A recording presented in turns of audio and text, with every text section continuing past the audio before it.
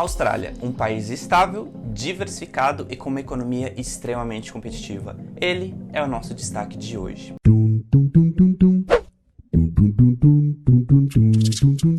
A Austrália é um país independente e voltado para o exterior com uma economia sólida. O país usa estratégias bilaterais, regionais e multilaterais para atingir os seus objetivos. Agora vamos à ficha técnica. A capital é Canberra, possui uma população de quase 26 milhões de habitantes, a língua falada é o inglês, a moeda utilizada é o dólar australiano e o PIB gira em torno de 1,3 trilhão de dólares. A Austrália é o único continente ocupado inteiramente por uma só nação. Está localizada no hemisfério sul ao sudoeste da Ásia e encontra-se entre os oceanos Pacífico e Índico.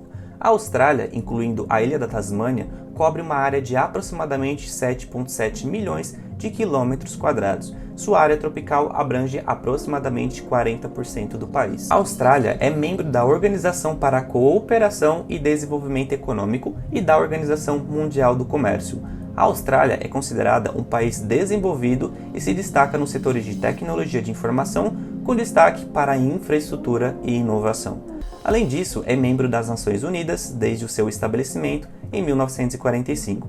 Desde então, a conduta das relações exteriores australianas tem seguido os princípios e objetivos das Nações Unidas, entre eles manter a paz mundial, zelar pela segurança internacional, desenvolver relações amigáveis entre nações e buscar cooperação global. Antes da chegada dos colonizadores europeus, a Austrália era habitada por aborígenes, os quais se comunicavam através de inúmeros dialetos e tinham suas culturas e modos de vida de acordo com a região que habitavam. A população aborígene na época da colonização europeia era estimada em 315 mil. Com o passar dos anos, esse número reduziu bruscamente devido ao aumento da mortalidade e redução da fertilidade. Em 1930, a população aborígene representava cerca de 20% do número à época da colonização.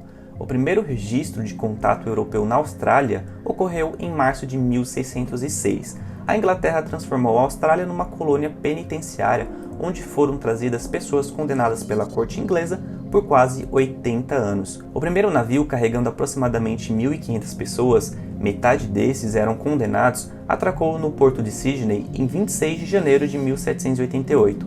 A partir dessa data é comemorado o Australia Day. Cerca de 160 mil homens e mulheres foram trazidos para a Austrália como penitenciários entre 1788 e 1868. Os primeiros imigrantes a se juntarem com os condenados apareceram por volta de 1790. O aparecimento da indústria de lã e a corrida pelo ouro em 1850 foram os propulsores para o crescimento do número de imigrantes com destino à Austrália. A escassez de mão de obra, vastas áreas de plantio e uma economia baseada na agricultura, na mineração e no comércio fizeram da Austrália uma terra de oportunidades. Durante esse período, muitos aborígenes sofreram com doenças trazidas pelos imigrantes.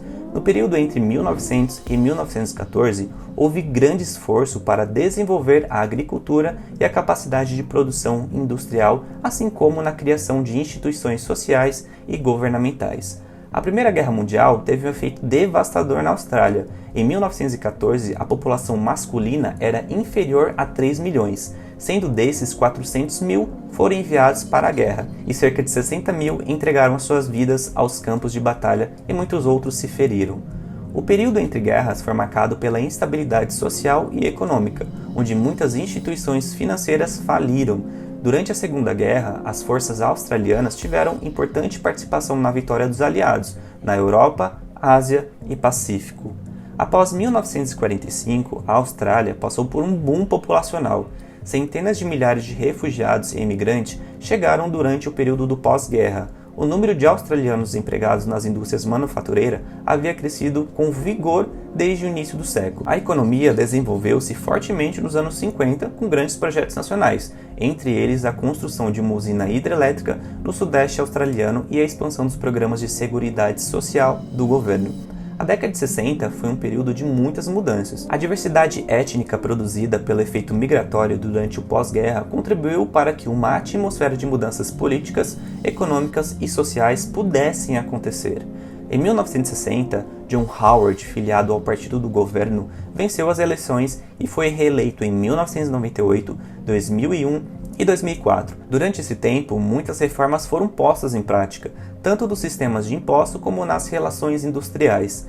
Em 2007, Kevin Rudd trouxe o Partido dos Trabalhadores novamente ao poder. Reformas no campo da saúde e legislação trabalhista, investimentos em educação e atenção a mudanças climáticas são as marcas do novo governo. Segundo Alexander Downer, antigo ministro das Relações Exteriores do país, a Austrália é uma nação estável, independente e acolhedora, com uma economia aberta e próspera e uma sociedade democrática. De fato, uma das democracias contínuas mais antigas do mundo. Foi um dos primeiros países a conceder às mulheres o direito de votar, em 1894, no sul da Austrália. E a Austrália tem sido um paraíso para as pessoas que escapam da violência e da opressão em suas próprias terras. Por isso, é justamente reconhecido em todo o mundo como um país de liberdade. Caso não saiba, a Austrália é um dos poucos exemplos de economia que se manteve um padrão de vida tão próximo dos mais altos níveis dos últimos 100 anos. O PIB per capita gira em torno de 52 mil dólares. Segundo dados do FMI, o seu PIB per capita está entre os 10 mais altos do mundo, perdendo apenas para Dinamarca, Singapura, Estados Unidos, Islândia, Catar, Irlanda, Noruega, Macau, Suíça e Luxemburgo. Os principais setores econômicos são serviços imobiliários e comerciais, além da indústria de transformação e da mineração. No gráfico é possível ver o indicador de volume de negócios e variação em 2021. É possível observar que os setores econômicos que tiveram maior destaque foram os serviços administrativos e de apoio de transporte, correio e armazenagem, mineração, fabricação e comércio. Como a Austrália está situada em um continente ilha, ela depende do comércio internacional, que é responsável por uma grande parcela de suas atividades econômicas, fazendo com que ela seja membro ativo no comércio mundial. Nas exportações, no gráfico é possível observar os totais em milhões de dólares em exportação entre junho de 2017 e junho de 2021. Os 5 principais parceiros são a China, Japão, Coreia do Sul, Estados Unidos e Taiwan. Já com relação aos volumes importados, houve uma estabilidade no volume entre junho de 2017 e junho de 2021. Os principais parceiros são o Japão, Tailândia, Malásia, China e Estados Unidos. Um ponto de destaque é um declínio de 323 milhões de dólares no volume importado dos Estados Unidos, uma diminuição de 10% em virtude do aumento do petróleo. O Brasil é o parceiro diplomático mais antigo e maior parceiro comercial da Austrália na América do Sul. No entanto, o nível de comércio bilateral é relativamente baixo, consideravelmente pequena em relação ao comércio internacional total de ambos os países e abrangendo uma variedade de produtos e serviços em geral restrita. Um dos fatores que dificultam o desenvolvimento do comércio entre os países é a falta de um transporte direto, principalmente aéreo, entre a Austrália e o Brasil. O Brasil foi classificado pela Austrália como um país em desenvolvimento para fins de aplicação das disposições sobre tarifas aduaneiras australianas. Isso significa que o Brasil, juntamente com alguns países considerados em desenvolvimento, tem direito a tarifas preferenciais para produtos exportados para a Austrália. Segundo Gilson Machado Neto, antigo presidente da Embratur e embaixador da Austrália no Brasil, Timothy Kane, há um projeto de conectar os dois países sem necessidade de uma escala.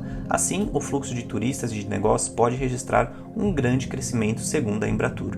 De acordo com Kane, o estado de Victoria, na região sul, teria interesse e recursos financeiros para propor um voo direto entre as cidades de Melbourne e São Paulo.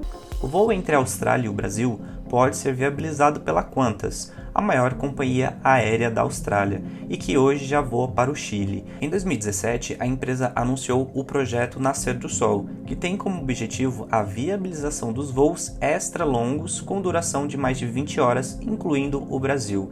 Na época, a companhia citou o Rio de Janeiro entre os destinos. Para 2023, a Qantas espera operar a primeira rota direta entre Sydney e Londres, uma viagem de 21 horas, operadas pelas novas configurações de aeronaves de longa distância da Airbus ou da Boeing. Hoje, várias companhias fazem a ligação entre a Austrália e o Brasil, mas todas com conexão. Há voos de mais de 40 horas com longas escalas ou cerca de 20 horas operado pela Latam. A Austrália foi um dos países, seguido da Nova Zelândia, que teve sucesso no enfrentamento da pandemia de Covid-19, com medidas duríssimas, proibindo estrangeiros, cidadãos e residentes a entrar no país. Mas com tanto sucesso, o país tem enfrentado uma pequena recessão. Até pouco tempo atrás, o país poderia comemorar 3 décadas sem recessão.